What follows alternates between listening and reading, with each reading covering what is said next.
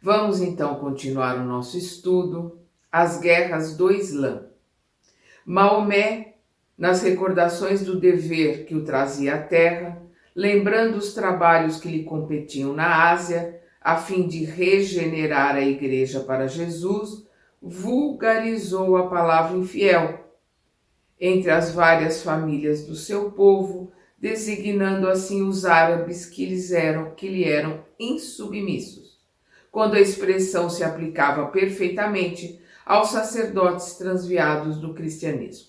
Então nós vemos aqui que Maomé tinha a sua programação, a gente vê que o Maomé 610 tem a visão, né, lá com o anjo, ele está com 40 anos, 613 ele começa a pregar, 622 ele sai de Meca, vai para uma cidade que depois passa a se chamar Medina, que quer dizer a cidade do profeta. E em 622 também começa o calendário islâmico. 630 ele cria a cidade sagrada, né? Ali a Caaba, a cidade sagrada de Meca. Em 650 ele monta o Alcorão com 114 capítulos, ele, né, termina o livro que ele começa a escrever em 610 e ele desencarna em 632. Então ele veio com a programação de reviver o cristianismo e de unificar os povos árabes. Por isso que ele diz aqui, né, que ele tem, né, ele trazia, né, nas recordações do dever que o trazia à terra, lembrando os trabalhos que competiam na Ásia. Ele tinha que unir o povo árabe pelo amor, pelos ensinamentos do Cristo, e não pela arma, não pela força, como ele faz, né?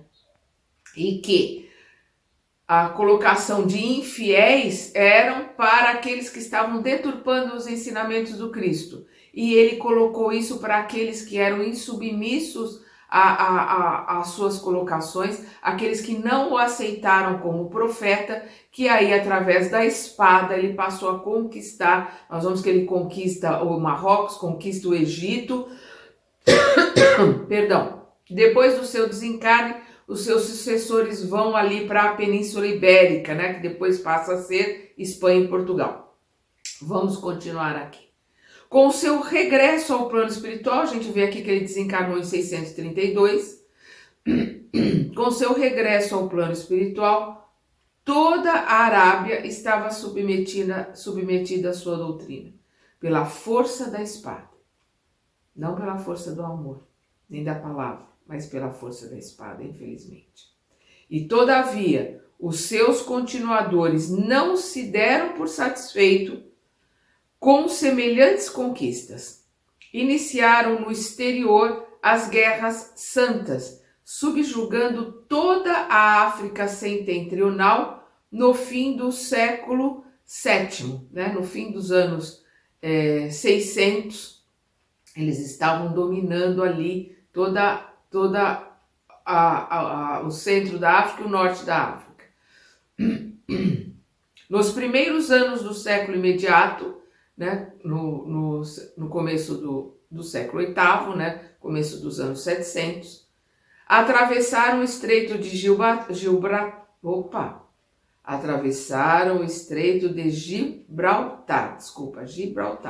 estabelecendo-se na Espanha, em vista da escassa resistência dos visigodos, que nós já vimos são bárbaros, né, atormentados pela separação, e somente não seguir o caminho além dos Pirineus, porque o plano espiritual assinalara um limite às suas operações, encaminhando Carlos Martel para as vitórias de 732. Nós vamos ver que Carlos Martel é um soberano franco. Então ele impõe limites, ele vence ali os muçulmanos e delimita ali os limites da expansão islâmica. Vamos lembrar que islamismo quer dizer submissão à vontade divina e muçulmano quer dizer o submisso.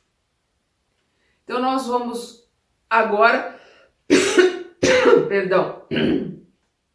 vermos o capítulo Carlos Magno. Então, Carlos Magno, ele em 771 ele sobe ao trono, né? Ele é um propagador dos dogmas católicos. Em 768 ele é consagrado como Carlos o Grande, como o grande rei franco dos francos.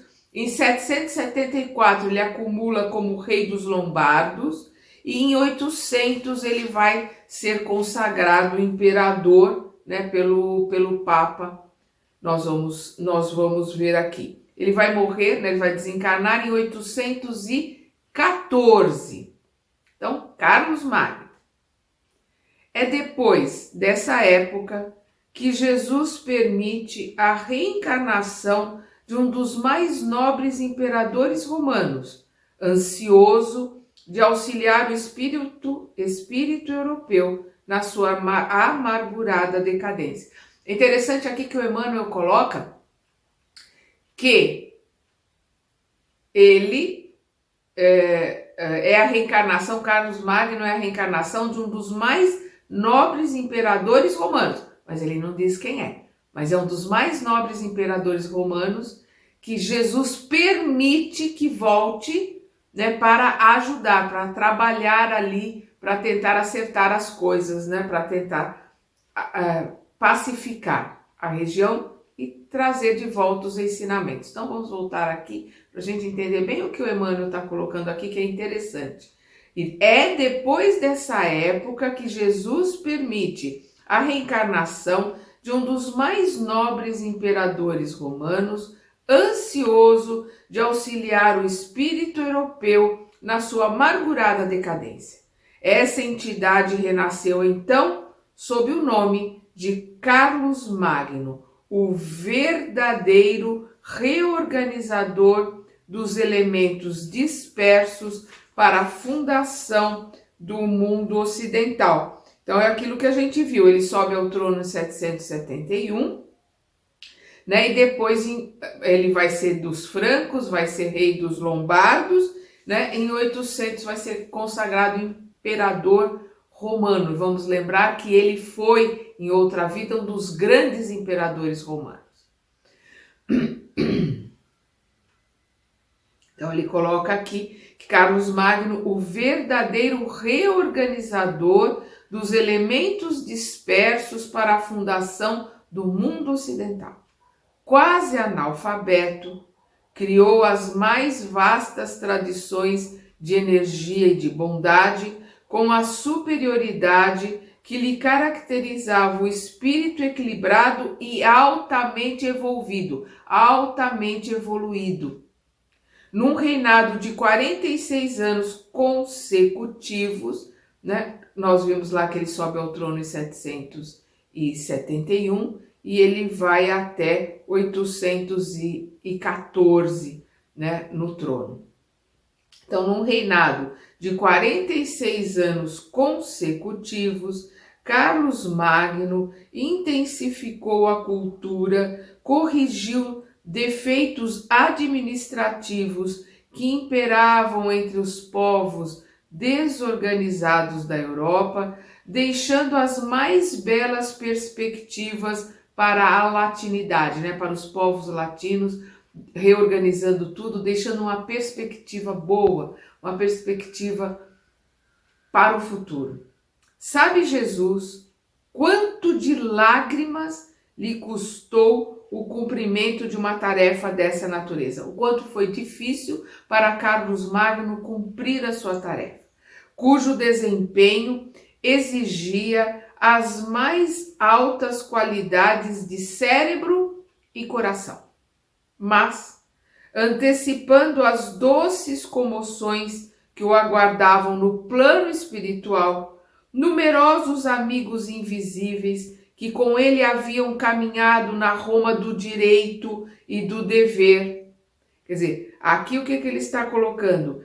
Antecipando as doces comoções que o aguardavam no mundo espiritual. Quer dizer, antes dele voltar para o mundo espiritual, os seus amigos espirituais, né, aqueles espíritos mais elevados, né, que participaram da época do direito romano, da época que trouxe a democracia, da época que trouxe a justiça, né? Aqueles mais elevados, eles em espírito se juntam ali a Carlos Magno. É isso que ele está colocando aqui antes do Carlos Magno voltar, porque eles vão se unir ali, eles vão se envolver Carlos Magno em luz, né, em energia no ano 800, numa oração que Carlos Magno faz. É isso que o Emmanuel está contando aqui, é muito bonito. Vamos prestar bem atenção.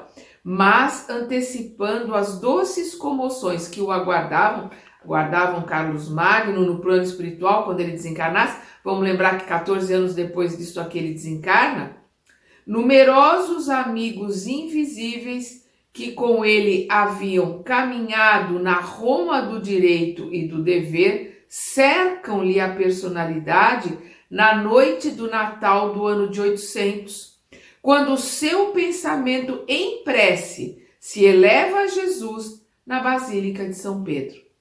Uma onda de vibrações harmoniosas invade o ambiente suntuoso, pouco propício a demonstrações da verdadeira espiritualidade.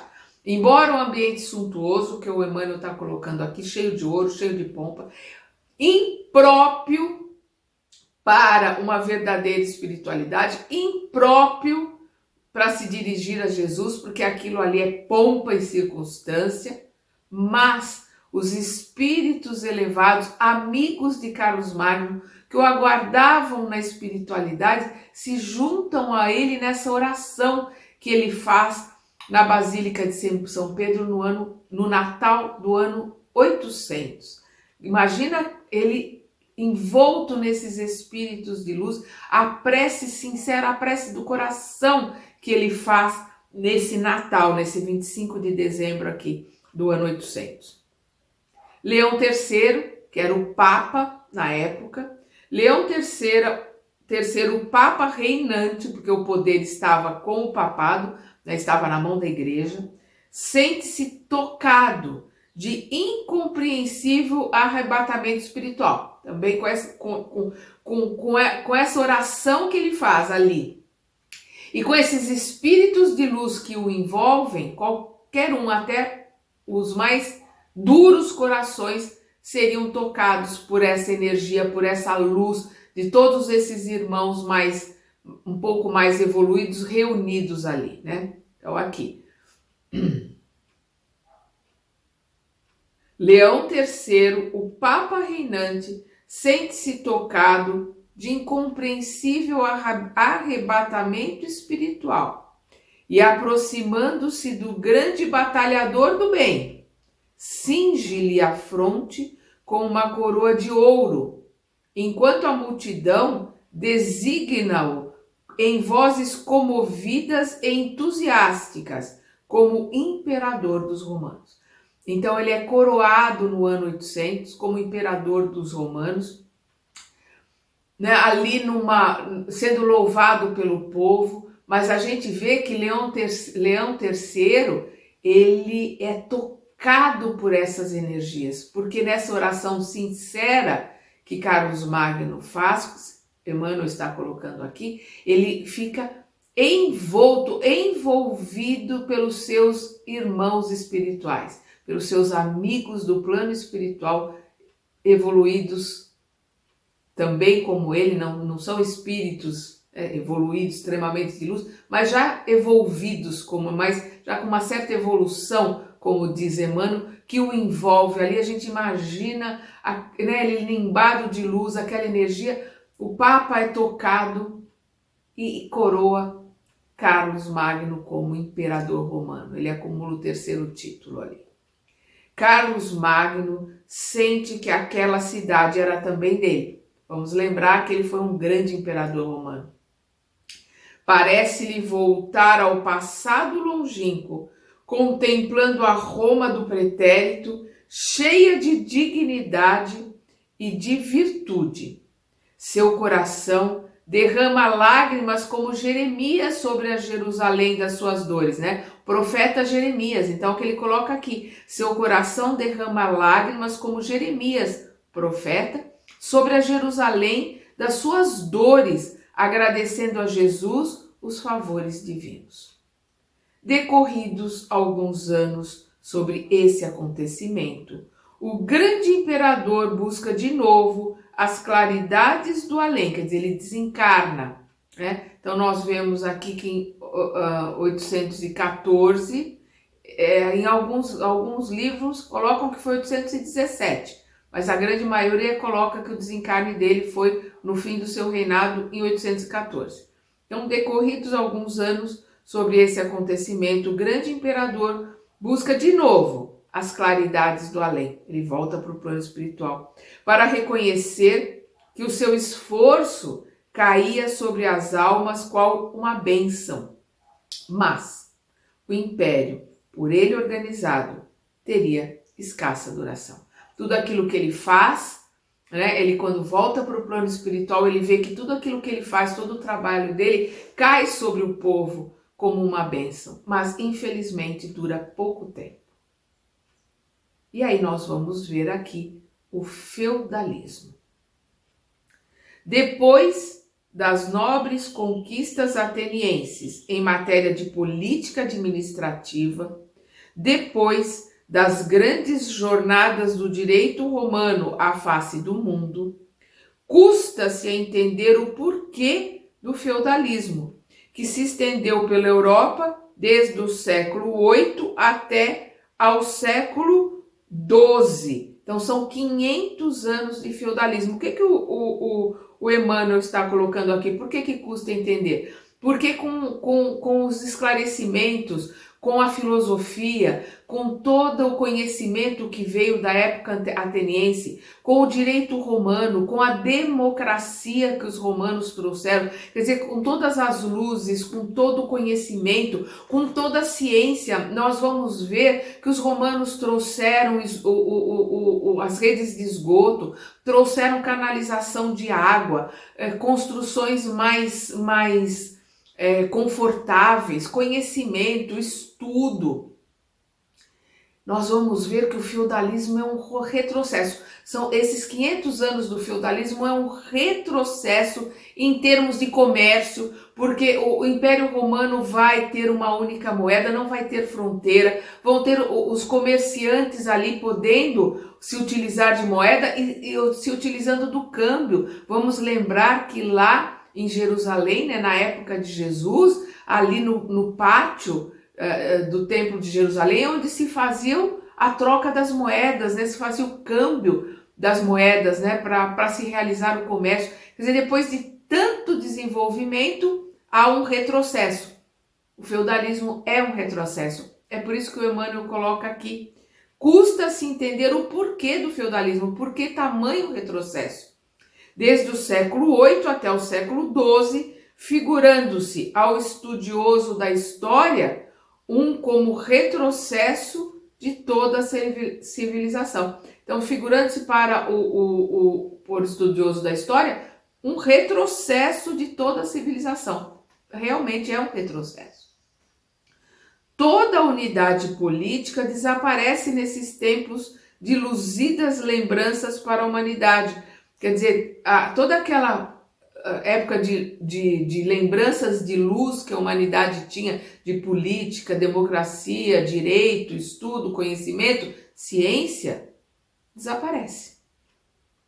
A propriedade individual jamais alcançou tamanha importância e nunca a servidão moral ganhou tão forte impulso nunca a servidão moral ganhou tão forte impulso, né? Porque nós vamos ver, cada feudo tinha sua moeda que só valia dentro do feudo, não valia fora.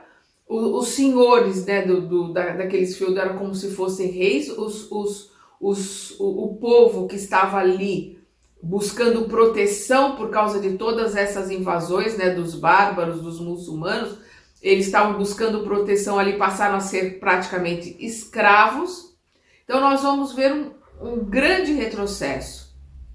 Então a propriedade individual jamais alcançou tamanha importância, né, que eram os senhores feudais, que quanto maior a terra, mais poder, mais dinheiro, digamos assim, vantagens esse senhor feudal podia comprar da igreja, que era a grande dona do poder, e ele, além de dar dinheiro, dava terras, né, doava terras para a igreja não tem herdeiros, a igreja, tudo que ela tem, ela vai acumulando, e nesses anos a igreja vai ficando cada vez mais poderosa, cada vez com mais terras, cada vez com mais dinheiro, cada vez com mais poder. Né, poder monetário, né, o poder do medo, o poder da religião, né, vai juntando todos os poderes. Então, voltando aqui para Emmanuel, né, que a propriedade nunca alcançou tamanha importância e nunca a servidão moral ganhou tão forte impulso. As pessoas passaram a ser praticamente como escravos. O senhor feudal tinha direito de vida e morte sobre as pessoas que estavam dentro do seu feudo. Com semelhante regime, as lutas fratricidas tiveram um campo largo no território europeu, irmão contra irmão. É um feudo contra o outro, irmão contra irmão, disputando-se uma hegemonia, né, disputando-se ali, né, uma supremacia entre cidades, entre povos, né, que é o que quer dizer hegemonia, disputando-se ali uma supremacia entre povos que jamais chegava na equação dos movimentos bélicos, né, nos movimentos da guerra, nos movimentos da força. Jamais chegava na equação. Estavam buscando cada vez mais. Somente as poucas qualidades cristãs da Igreja Católica conseguiram atenuar o caráter nefasto dessa situação. Olha como ele coloca aqui as poucas qualidades cristãs. Infelizmente, o que estava ali na igreja eram poucas as qualidades, eram poucas as coisas verdadeiras do Cristo que ainda existia na Igreja Católica. Então, somente as poucas qualidades cristãs da Igreja Católica conseguiram atenuar o caráter nefasto desta situação, instituindo-se as chamadas tréguas de Deus, obrigando os guerreiros ao repouso em determinados dias da semana. Então, a igreja, com determinados dias santos, o domingo, por exemplo, ela instituía tréguas nas guerras fratricidas entre irmãos nesses feudos, com o objetivo de comemorar as passagens da vida de Jesus Cristo e defendendo-se a paz com a periódica cessação das hostilidades. Não, por alguns dias eles tinham um pouco de paz, graças às poucas coisas do Cristo que ainda estavam, né, vigentes, que ainda estavam ali nas lembranças dos poderosos da Igreja Católica. Vamos lembrar como nós vimos lá atrás, o Emmanuel colocando sobre aqueles que verdadeiramente quiseram trazer. Então, dentro da Igreja Católica vieram aqueles que quiseram trazer o cristianismo redivivo, mas eram o baixo clero, né? Aqueles que ninguém dava muita importância. O poder, o dinheiro, a força que estava com o alto clero, nesses, infelizmente, as palavras, os ensinamentos do Cristo estavam a léguas de distância. Aí nós vamos ver aqui com Emmanuel as razões do feudalismo. Esse regime, todavia, é facilmente explicável. A missão de Carlos Magno houvera sido organizada pelo plano invisível como uma das mais vastas tentativas de reorganização do Império do Ocidente. Então nós vamos ver sempre o plano espiritual, nós vamos ver sempre os prepostos de Jesus trabalhando para voltar as coisas aos eixos, trabalhando para que aquele princípio, aquela vontade do Cristo de unificar os povos, de fazer com que todos trabalhem, que todos vivam como irmãos, o plano superior nunca desiste desses planos. Graças a Deus nunca desiste de nós. Estão sempre os seus prepostos, os seus trabalhadores lutando para que este planeta cresça, esse planeta se transforme. Nós estamos vivendo esta transição aqui no século 21 e sabemos que Jesus está no comando para que este planeta Terra e nós que habitamos esse planeta, principalmente aqueles que puderem continuar no planeta, né, se transformem com a regeneração. O planeta vai chegar lá na frente, ainda vai levar muito tempo, mas deixará de ser um planeta de provas e expiações, deixará de ser um planeta dominado pelos irmãozinhos trevosos e será um planeta regenerado. Lá na frente vai começar ainda o processo de regeneração para lá na frente ser um planeta regenerado, com Jesus no comando de tudo, porque ele é o governador do nosso planeta. Então vamos ver aqui de novo. A missão de Carlos Magno houvera sido organizada pelo plano invisível como uma das mais vastas tentativas de reorganização do Império do Ocidente. Mas, observando-se a inutilidade do tentame, quer dizer, não deu certo, não conseguiu, por quê? Dos nossos corações duros, né, empedernidos, em virtude do endurecimento da maioria dos corações. As autoridades espirituais sob a égide, sobre a proteção do Cristo, renovaram os processos educativos do mundo europeu.